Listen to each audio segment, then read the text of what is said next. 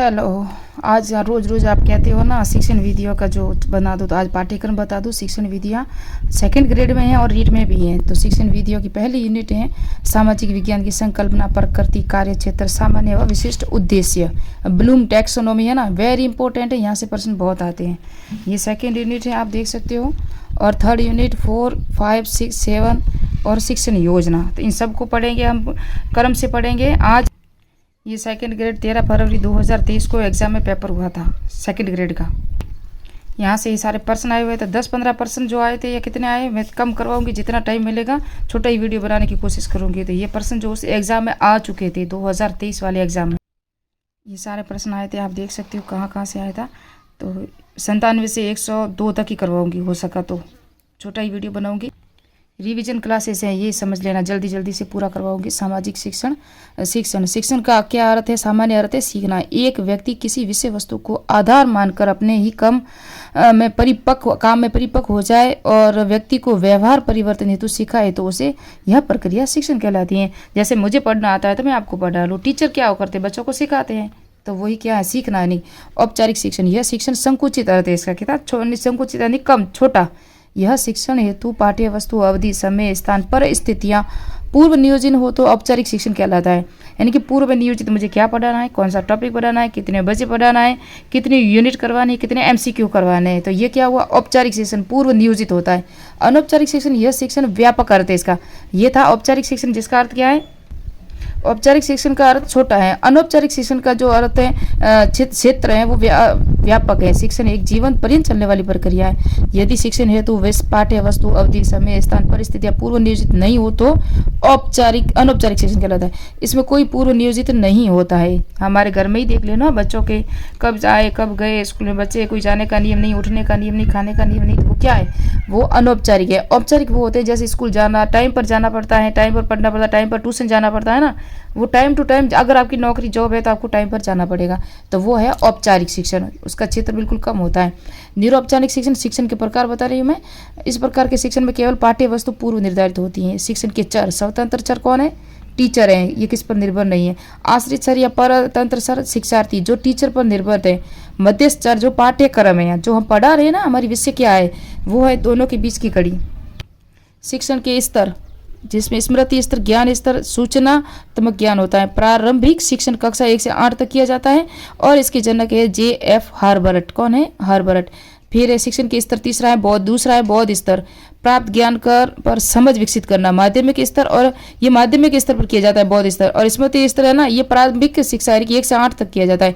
इसके जनक है Herbert Spencer. बौद्ध स्तर के जनक है मॉरिसन्स। कौन है? मॉरिसन्स।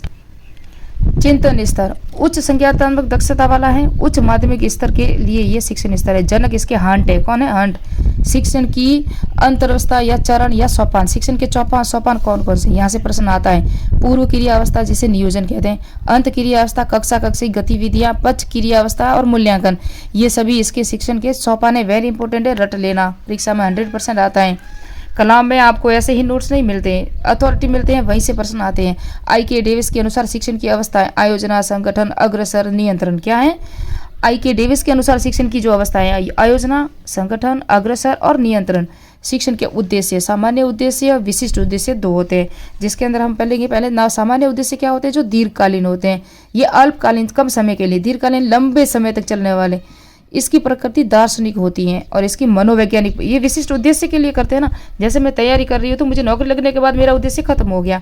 ये उद्देश्य अलग होते हैं, ये अलग होते हैं। विशिष्ट उद्देश्य किसी की अपने लक्ष्य की प्राप्ति हेतु करते हैं।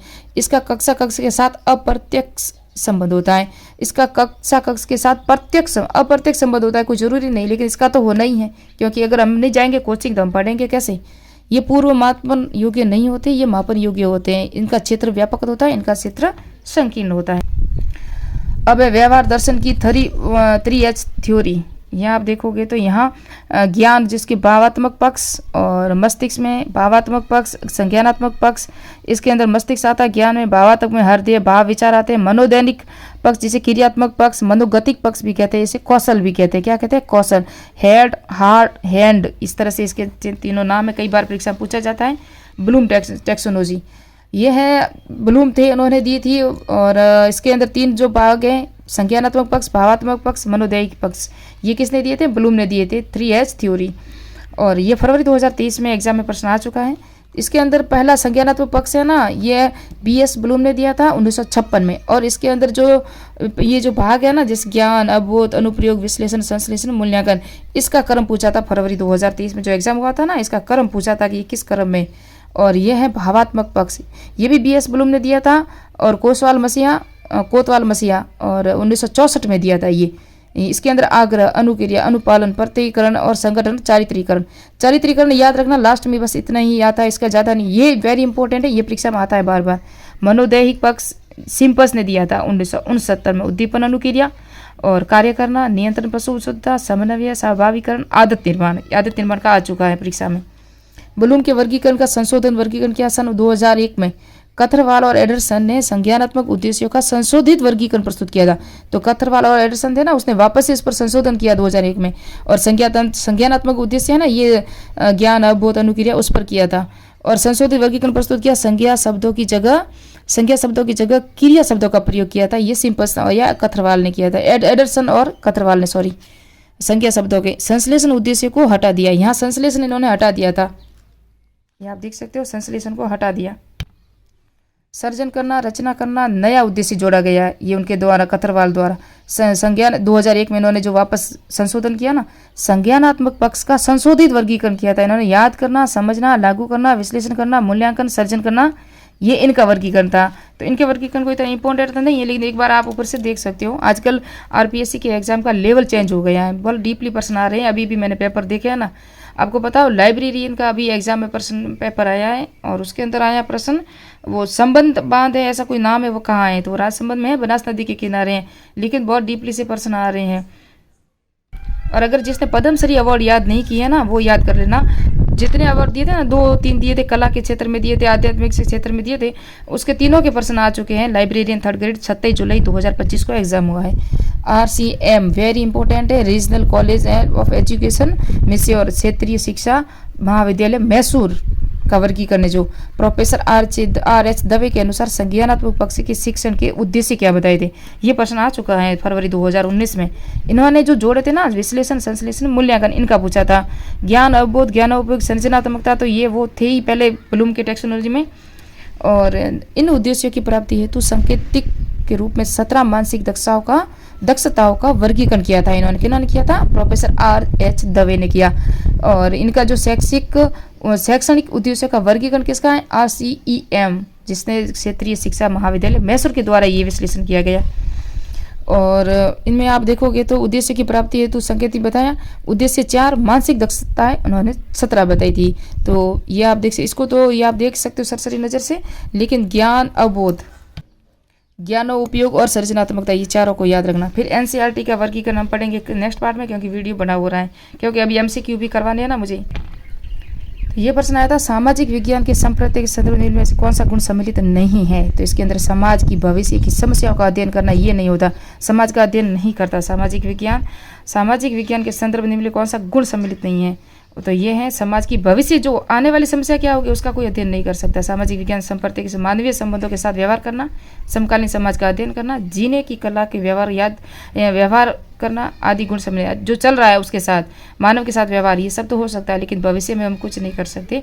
ब्लूम के शैक्षिक उद्देश्यों का वर्गीकरण के अनुसार संज्ञानात्मक पक्ष की श्रेणियों का श्रेणीबद्ध, तो हमने पढ़ा ना अभी कभी, ज्ञान, बोध, प्रयोग, विश्लेषण, संश्लेषण, मूल्यांकन।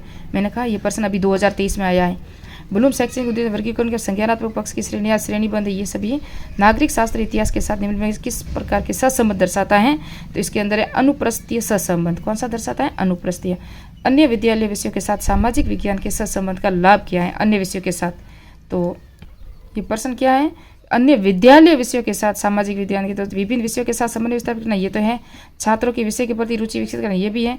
पाठ्यचर्या के भार को बढ़ाना, ये तो हमें देख के, ये तो हमारी समझ की आकार समझ लें। छात्रों के सामाजिक गुणों का विकास तो होता ही है, स्कूल में जाएंगे तो नियम रूल, तो ये सी राइट है, ए राइट है, बी राइट है, डी राइट है, सी इसका गलत है। ये परियोजना विधि के विकसित किया था, किसने किया था? William W.H. किलपैट्रिक ने। ये परीक्षा में पूछा गया था और पूरा नाम पूछा था इन्होंने। William W.H. किलपैट्रिक द्वारा परियोजना विधि को विकसित किया गया। इसमें शिक्षण मार्गदर्शन के रूप में काम करता है। इस विधि के द्वारा प्रत्यक्ष अनुभव होता है, पता करके सीखने पर बल दिया जाता है, यानी कि करके सीखने पर। इस विधि में प्राप्त होने वाला ज्ञान स्थायी व स्पष्ट होता है। परियोजना विधि में बालकों के तार्क चिंतन अन्वेषण शक्ति का विकास होता है। निम्नलिखित में से कौन सी शिक्षण विधि सामाजिक विज्ञान के अधिगमकर्ताओं में मानसिक योग्यता और वैज्ञानिक अभिवृद्धि का विकास? MCQ आपको दिख ही नहीं रहा है, क्या है ना, छत पे हूँ, हवा बहुत आ रही है नीचे, तो मैं ना, आप मुझे बहुत प्लीज़ मुझे इतना सपोर्ट करें कि मैं खुलेआम वीडियो बना सकूं। मुझे सपोर्ट नहीं है, कहते हैं पता नहीं क्या कर रही हैं कुछ MC, मुझे मेरे हस्बैंड भी डांटते रहते हैं, सारा दिन सारे फ़ोन पे ही चिपके रहते हैं। तो क्या करूं, एक ना दीवानगी की हद तक जाना पड़ता है अगर आपको पढ़ना भी है और आपको कामयाब भी होना है। तो थोड़ा सा मुझे फ़ोन में, यानी कि इस चैनल पे भी सपोर्ट मिल जाए तो मुझे थोड़ी मोटिवेशन मिल जाए। प्लीज़ मुझे सपोर्ट कीजिए। और निम्नलिखित में से कौन सी शिक्षण विधि सामाजिक विज्ञान के अधिगमकर्ताओं में मानसिक योग्यता और वैज्ञानिक अभिवृद्धि का विकास करती है? वो है समस्या समाधान विधि। सारी विधि हम पढ़ेंगे धीरे धीरे करके। और समस्या समाधान विधि सामाजिक विज्ञान के अधिगमकर्ताओं में मानसिक योग्यता और वैज्ञानिक अभिवृद्धि का विकास करने में सहायक है। समस्या समाधान विधि में विद्यार्थी चुनौतीपूर्ण स्थितियों का निर्माण करके सीखने की ओर प्रेरित होता है। यह एक ऐसी विशिष्ट विधि है जिसमें लघु किंतु संबंधित समस्याओं में सामूहिक समाधान के माध्यम से एक बड़ी समस्या का समाधान किया जाता है। नेक्स्ट प्रश्न जो 97 102 तक ही है, आगे प्रश्न नेक्स्ट में कराऊंगी।